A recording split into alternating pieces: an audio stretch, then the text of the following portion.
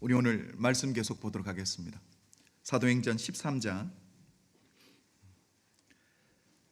42절부터 52절까지.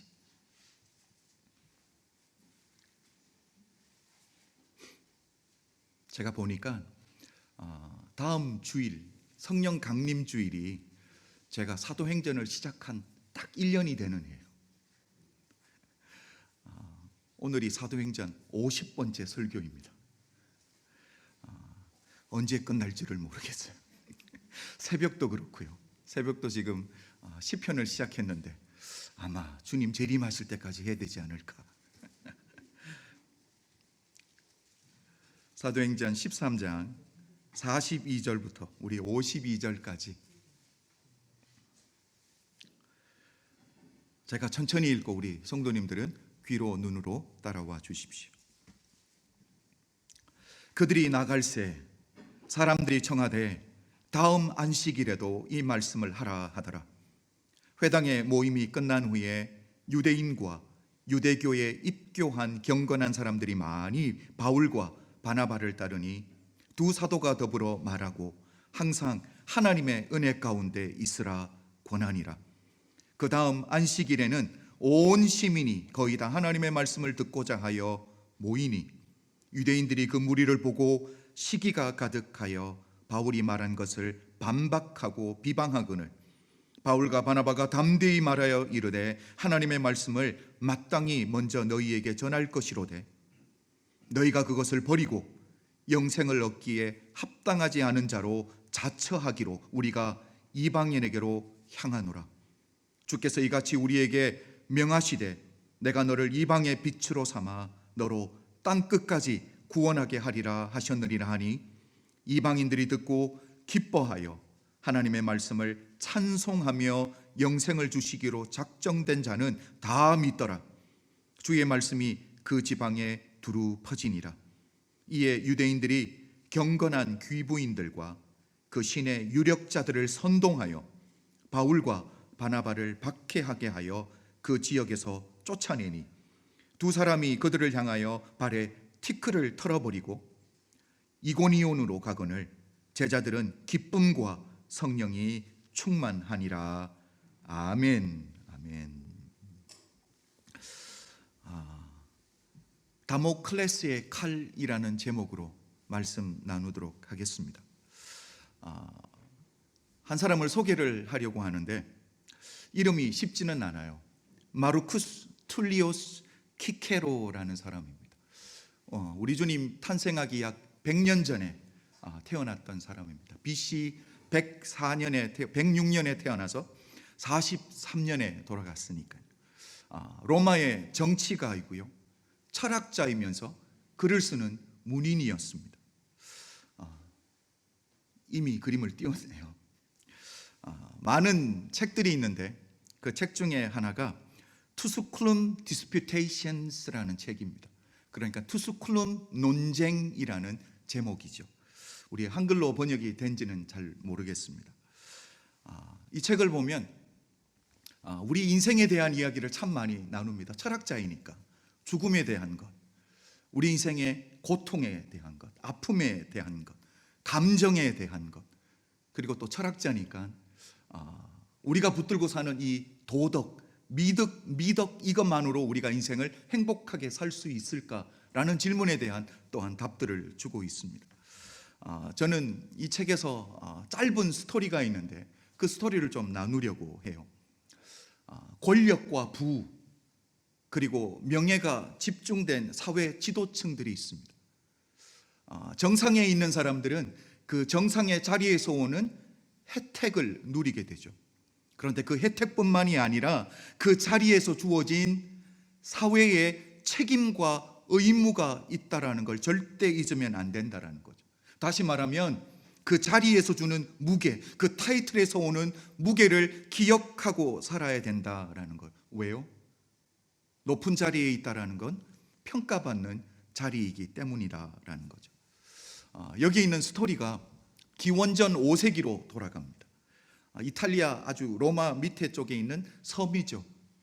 시칠리아라는 섬입니다. 이 책에서는 시칠리아라고 소개를 합니다. 시라쿠스라는 그 동네에 군주가 있는데 그 군주의 좀 이름이 디오니시오스예요.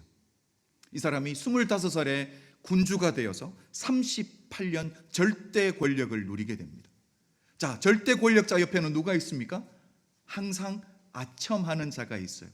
그 사람의 이름이 다모클레스라는 사람입니다. 어느 날 다모클레스가 군주를 이렇게 칭찬하면서 아첨하면서 하는 말이 이렇습니다. 군대와 재산 그리고 통치의 권위, 여기에다가 재물이 풍부하고 왕국은 찬란합니다.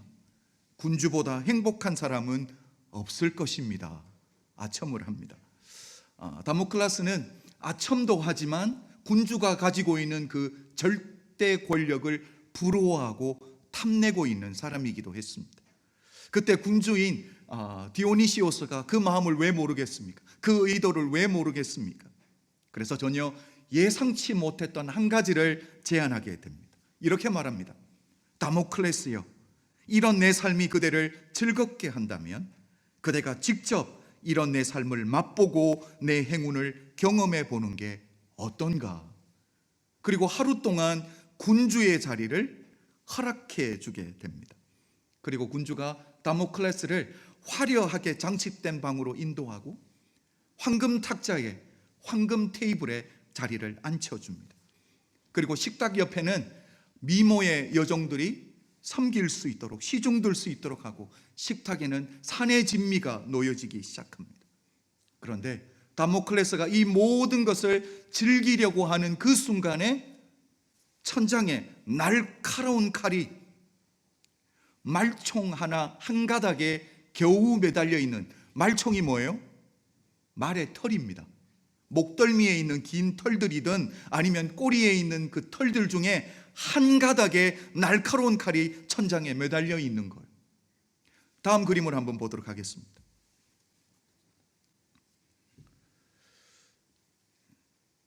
이 동전이 그 왕의 동전입니다. 디오니시오스예요. 동전이고요. 이 두 개가 Sword of Damocles, 다모클레스의 칼이라는 제목의 그림들인데, 자, 여기 다모클레스가 그 황금으로 된 테이블에 앉아 있죠. 그런데 머리 위에 뭐가 달려 있어요? 칼이 있습니다. 여기는 동전이 너무 커서 칼이 보이지를 않네요. 다모클레스의 표정을 한번 보십시오.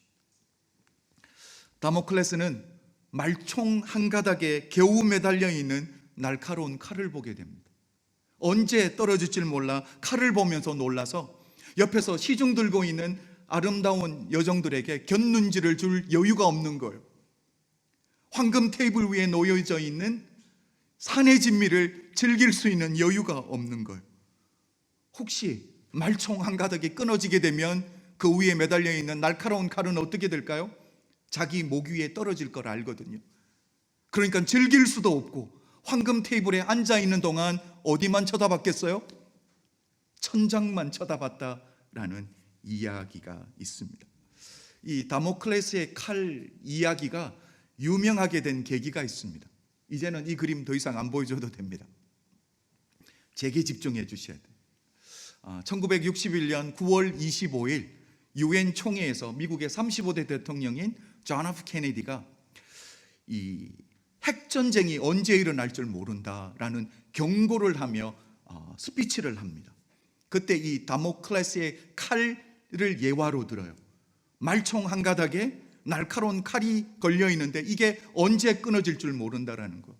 이렇게 핵전쟁이 언제 일어날 줄 모른다라는 경고를 하면서 인용했던 이야기라서 훨씬 더 유명해졌습니다. 여러분, 이 천장에 매달려 있는 날카로운 칼이 상징하는 게 뭘까요? 첫 번째는 권력을 탐하고 있는 다모클레스에게 경고하는 거죠. 두 번째는 뭐겠습니까? 그 자리의 무게. 내가 이 자리에, 최고의 자리에 있지만 이 자리에 주어지는, 이 타이틀이 주어지는 책임과 의무, 항상 내 머리 위에 뭐가 달려있다? 날카로운 칼이 달려있다. 역사는 날카롭게 나를 언젠가는 평가할 것이라는 것을 생각하며 살아가고 있다라는 것을 상징적으로 보여주고 있는 겁니다. 여러분, 세상에서도 이렇게 정상에 있는 사람들에게 사회 지도층들에게 사회적 책임과 의무가 주어진다는 걸 알고 있습니다.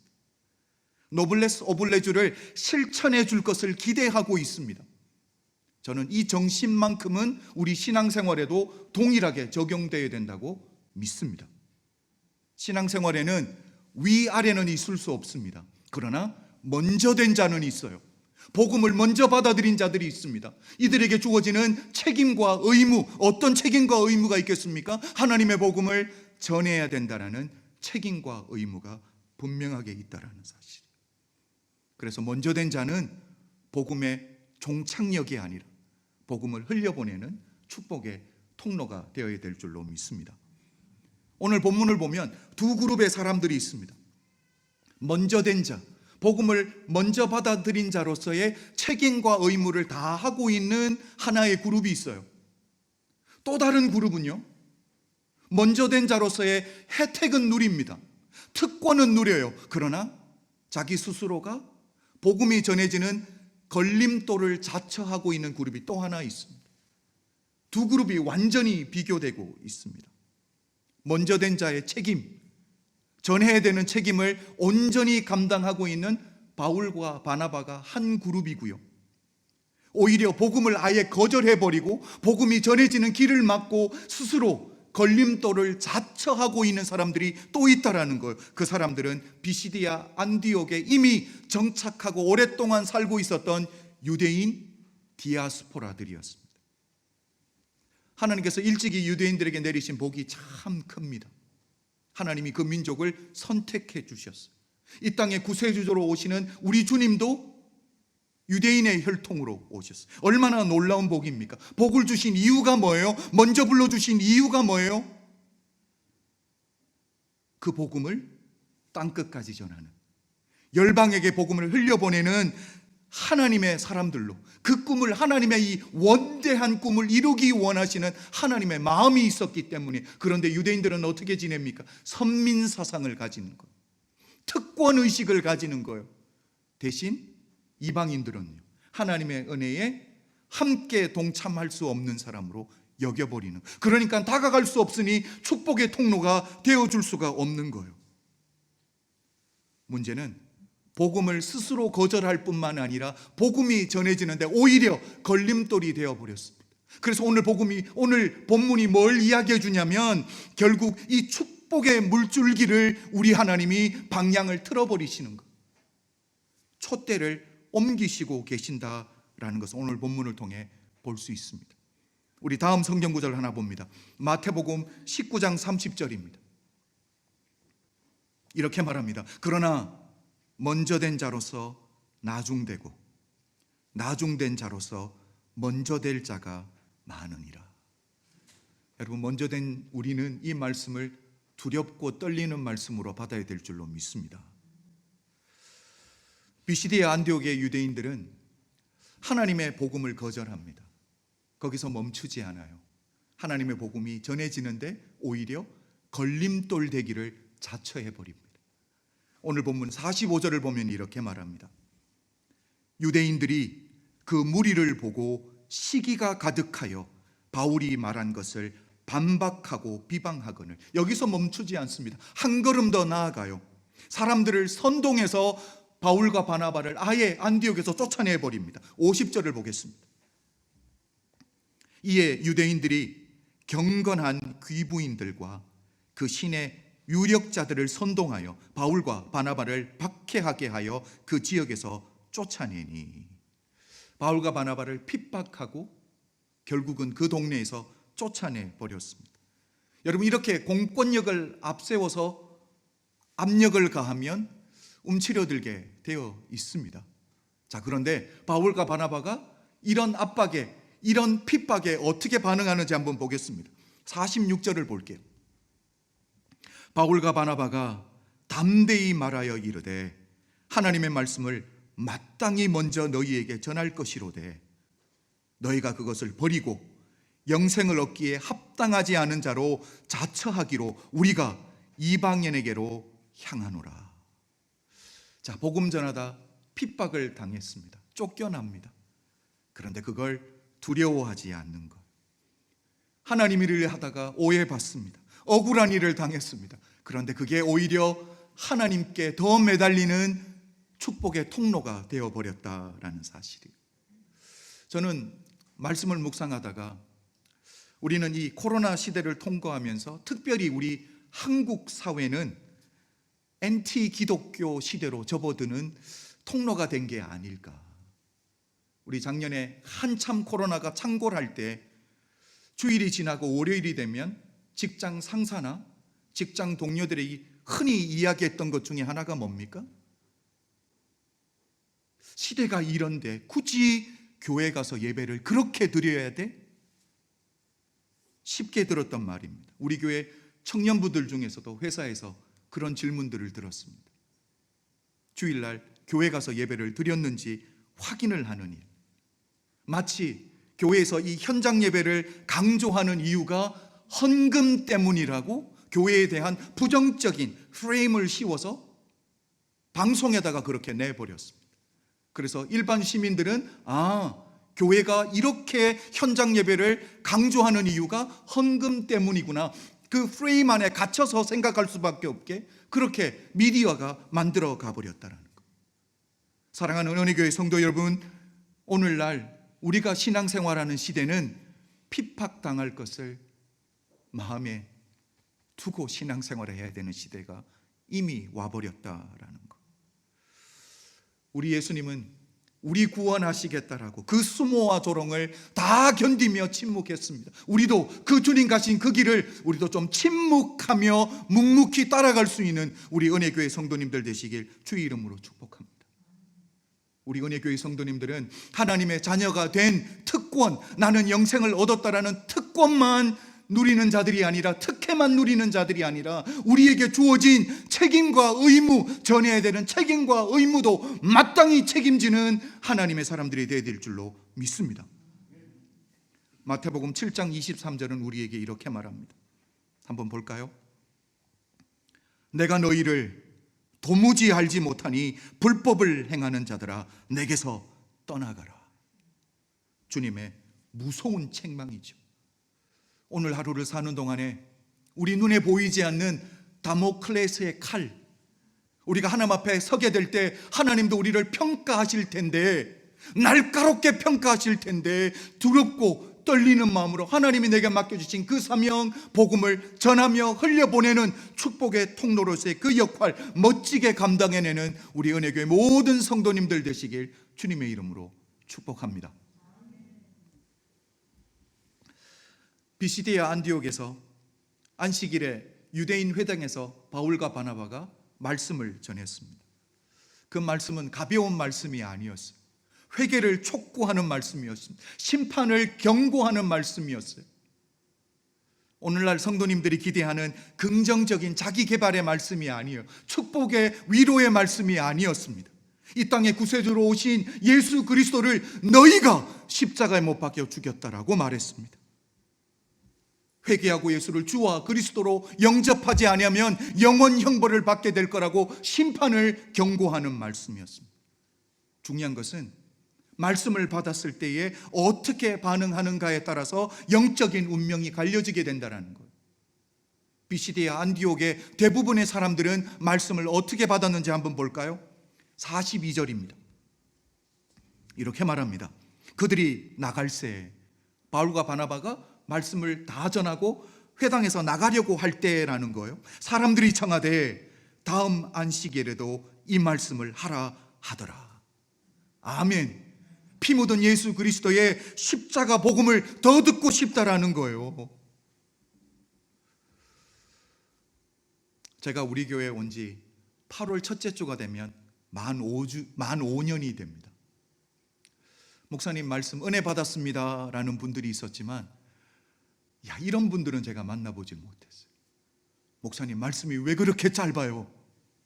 그게 불만인 분들은 제가 만나본 적이 없습니다. 말씀을 또 전해달라는 거. 피 묻은 십자가 복음을 또 전해달라는 거예요. 바울처럼 설교하면 십자가 이야기하고 죄와 심판을 이야기하고 회개를 이야기하면 다 떠나갈 것 같은데 아니라는 거예요. 비시디아 안디옥의 대부분의 사람들을 보십시오. 심판의 설교를 했는데, 회개를 강조했는데 영혼의 충격을 받고 그 말씀, 죄를 사함을 받는 하나님의 말씀을 더 듣고 싶은 거예요. 여러분, 은혜를 맛본 사람은 은혜를 사모하게 되어 있습니다. 은혜가 있는 곳을 찾아가게 되어 있습니다. 세례 요한을 보십시오. 광야에서 외치는 소리였습니다. 예루살렘 성전이 있는데 사람들이 어디를 갑니까? 살아있는 은혜의 말씀이 있으니까 광야를 찾아가는 거예요. 복음은 우리의 삶을 완전히 뒤집어 놓는 생명의 능력이 있는 줄로 믿습니다. 죄로 인해 영원히 죽을 수밖에 없고 형벌받을 수 없는 우리를 구원하는 능력의 생명의 말씀인 줄로 믿습니다. 인생의 의미를 찾지 못하고 방황하는 인생들에게 소망의 날개를 달아주는 게 우리 하나님의 생명의 복음의 말씀인 줄로 믿습니다. 오늘 하나님의 말씀이 선포되고 있습니다. 저는 우리 사랑하는 성도님들이 좀 이렇게 반응했으면 좋겠어요. 내가 이 말씀을 듣고 나니 내가 살겠습니다, 내 영혼이 살겠습니다 라는 이런 멋진 믿음의 반응이 속에서부터 꿈틀꿈틀 올라오기를 주의 이름으로 축복합니다. 바울에게 다음 안식일에도 이 복음을 전해달라고 부탁하는 사람들이 있었는가 하면 안식일까지 기다리지 못하는 사람들이 있었어요. 이런 분들이 있어야 교회가 되는 거. 제자 훈련이 그냥 시작되는 거. 간절함이 있는 거. 예배가 끝났는데 떠나지 아니하고 바울과 바나바 주변을 맴도는 사람들이 있습니다. 43절입니다. 회당의 모임이 끝난 후에 유대인과 유대교에 입교한 경건한 사람들, 유대교에 입교나 경건한 사람들은 하나님을 경외하는 이방인들을 이야기하는 거예요. 많이 바울과 바나바를 따르니 두 사도가 더불어 말하고 항상 하나님의 은혜 가운데 있으라 권하니라. 은혜를 받고 났더니 은혜 받은 현장을 떠나지를 못하는 거예요. 내게 은혜를 베풀어 주신 하나님의 사람을 잊지를 못하는 거예요. 여러분, 이건 설명해서 되는 게 아니에요. 이건 맛을 본 사람은 알 거예요. 내가 은혜 받은 그 현장이 얼마나 그리운지. 세월이 많이 가도 내가 하나님을 만나게 해준 그 목사님은 여러분 잊지 못하는 거예요. 저는 우리 사랑하는 성도님들이 이걸 좀 맛을 보아 알면 너무너무 좋겠습니다. 제가 약 15년 전에 중국 지하교회에 말씀을 전하러 갔을 때가 있습니다. 말씀 듣겠다고 모여든 분들이 최소한 2, 3일 차를 타고 기차를 타고 모였습니다. 작은 방에 가득 모였어요. 리더들만 모였어요. 그 좁은 방에 가득 모였는데 말씀을 전하려고 하니까 지도자가 와서 딱 한 가지를 부탁하더라고요. 뭘 부탁했을 것 같아요? 공산주의에 대해서 비판하지 마세요. 이게 아니었어요. 설교를 길게 해주세요. 그렇잖아요. 이 길게 한다는 게 사람들마다 정의가 다 달라요. 옆에 통역하는 분이 계셔서 제가 설교를 하나만 하면 빨리 끝날 것 같으니까 설교 노트를 2개를 가지고 올라갔습니다. 통역이 있으니까 거의 4시간 정도를 설교했어요. 그랬더니 통역하는 분이 이제 막 오프닝이 끝났으니까 10분 쉬었다가 다시 모이자고. 아니, 4시간을 설교했는데 이제 오프닝이 끝났다라는 거예요. 그래서 또 달려가서 설교 노트를 또 가지고 왔습니다. 그래서 점심 그리고 늦은 저녁 시간까지 밥 먹는 시간만 빼고 오후에 늦은 시간까지 제가 9시간을 설교를 했어요. 나중에는 힘이 드니까, 진이 빠지니까 못 서 있겠는 거예요. 그랬더니 의자를 갖다 주더라고요. 앉아서 설교하래요. 완전 쪽쪽 빨아 드시는 거 있죠. 그래서 첫날만 제가 오전에 한 거 있죠, 오후에 한 거 있죠, 다 합치니까 12시간 정도를 설교한 거예요. 설교 노트 가져간 걸 첫날 다 쓴 거예요. 그리고 첫날 딱 누웠는데 이걸 앞으로 4일을 어떻게 더 하지? 설교 노트도 없는데. 그런데 새벽부터 딱 쓰는데 위에서 부어주는 하나님의 은혜가 있어요. 힘이 있어요. 말씀 공급이 있어요. 그게 얼마나 신비로운지 몰라요. 딱 서면 하나님이 말씀을 주시는데 끊이지 않고 나오는 거예요. 제가 마가복음을 아예 끝내고 왔습니다. 그 얼마나 하나님이 부어주시는 그 은혜가, 장소는 협소한데 사람들이 꽉 찼습니다. 에어컨이 어디 있습니까? 땀은 폭포수처럼 떨어져요. 그런데 혹시 소리가 밖에 나가면 안 되니까, 저녁에는 빛이 나가면 안 되니까 카텐 두꺼운 것을 몇 겹을 했어요. 그러니까 땀이 나는데, 진이 빠지는데 그걸 견뎌내겠는 거죠. 하나님 주시는 놀라운 은혜를 경험하게 되었습니다. 그러면서 제가 그때 정의를 내렸던 게, 제자훈련이란 뭔가. 제자훈련은 갈급함에서부터 시작하는 거예요. 제자훈련은 갈급함에서부터 시작하는 거예요. 다른 건 모르겠어요. 그런데 제자훈련만큼은 목사님에게 달린 게 아니에요. 성도님들의 목마름에, 갈급함에 달린 거예요. 목사님의 실력 중요합니다. 커리큘럼을 잘 짜여 있는 거 중요합니다. 그런데 목마르면, 갈급하면 하나님의 은혜를 폭포수처럼 부어 주시더라니까요. 마태복음 5장 6절 제가 한번 읽어드리겠습니다. 의에 줄이고 목마른 자는 복이 있나니 그들이 배부를 것이며. 시장이 반찬이거든. 여러분, 교회에서 성경 공부를 이렇게 인도해 보면 목사님의 권위로, 구역장님의 권위로 어쩔 수 없이, 아니면 타이틀 때문에 의무적으로 나온 분과 갈급해서 나온 분은 자세가 달라요. 말씀을 듣는 자세가 달라요. 영적인 목마름이 있는 사람은 마음의 문이 열려 있으니까 하나님의 말씀을 스폰지처럼 빨아먹어요. 제가 주일 설교해 보면 그걸 알거든요. 말씀이 들어가는지, 말씀이 튕겨 나오는지 위에서 보면 다 알아요. BCD의 안디옥의 성도님들은 목마름이 있으니까 하나님이 거기에 채워주심이 있더라니까요. 43절을 보면 이렇게 말했잖아요. 더불어 말하고.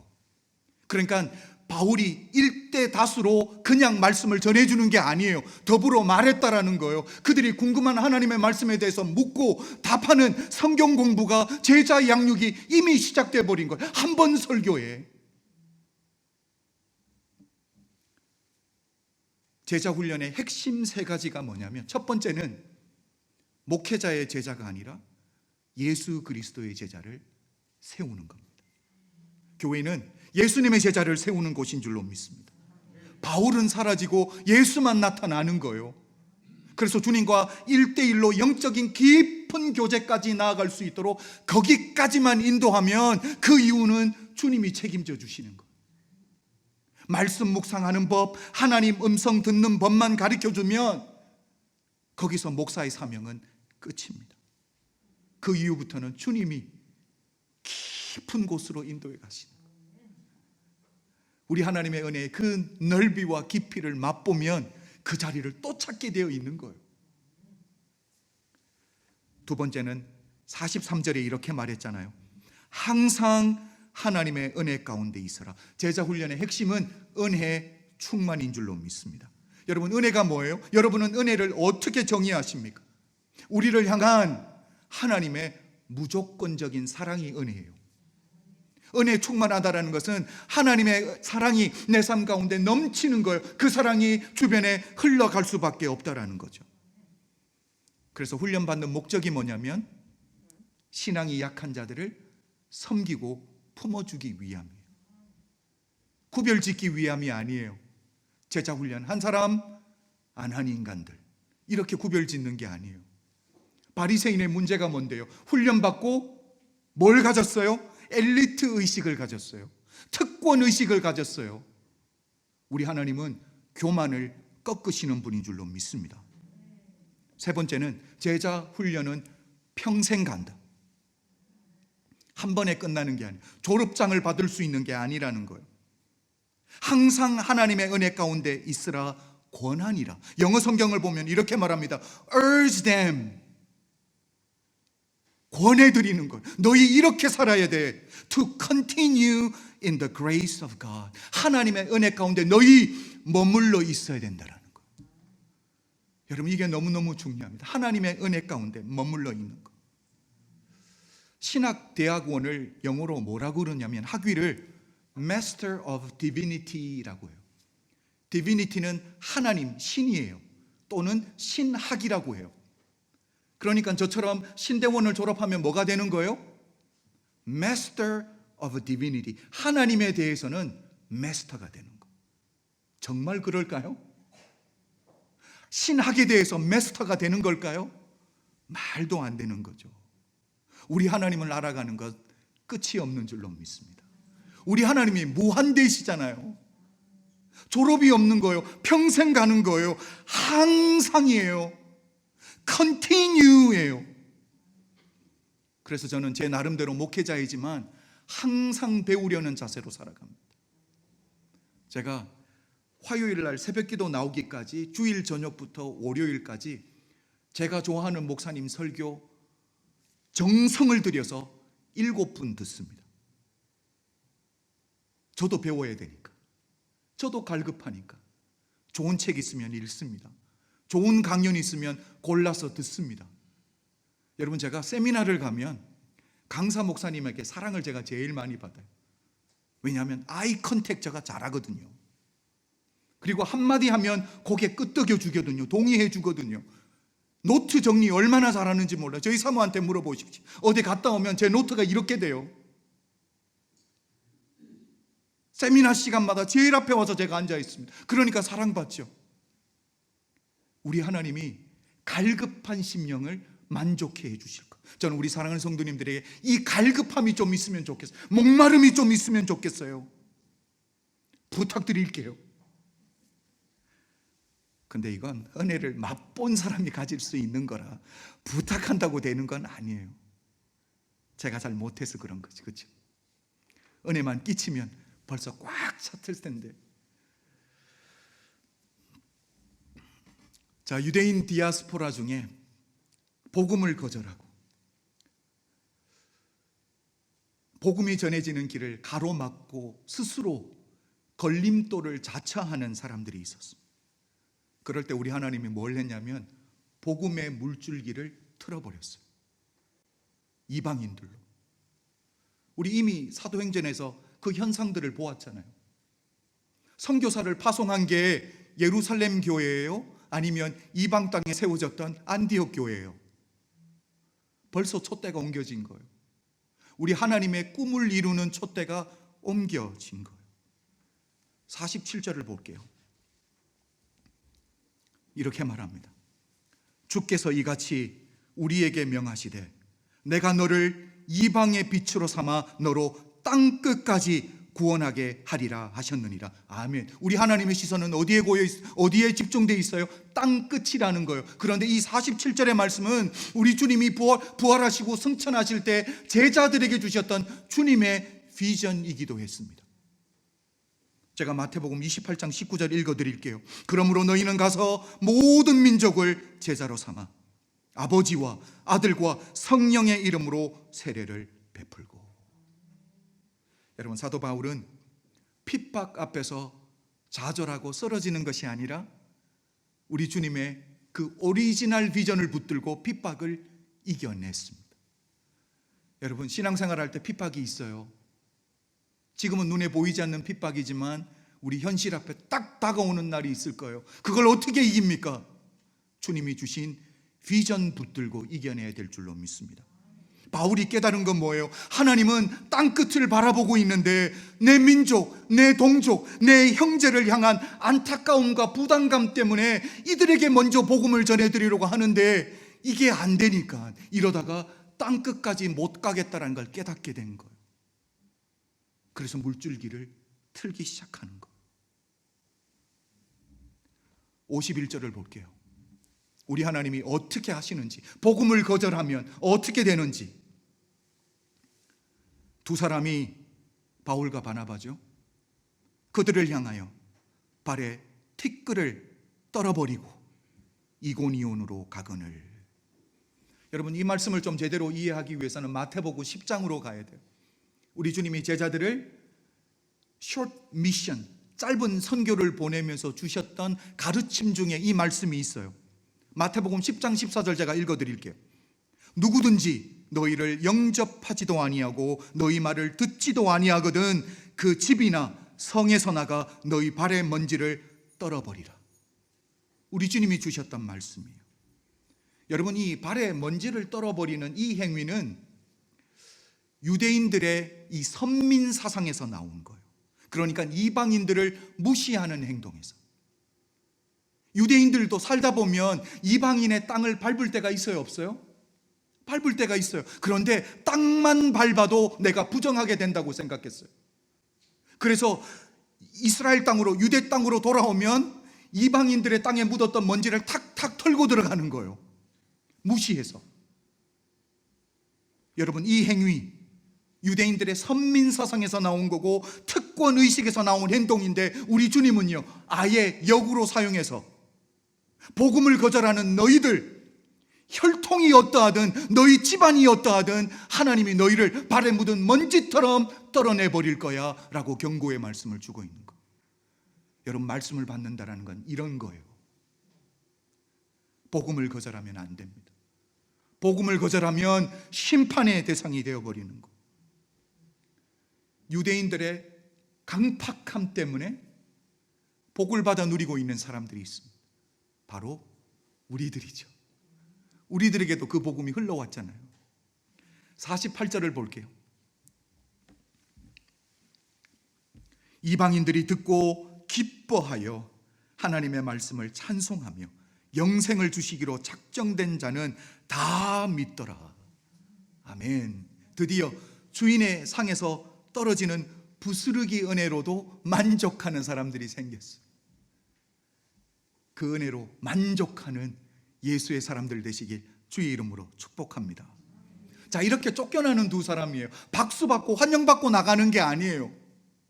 파송받는 게 아니에요. 쫓겨나가는데 바울과 바나바의 반응을 한번 볼까요?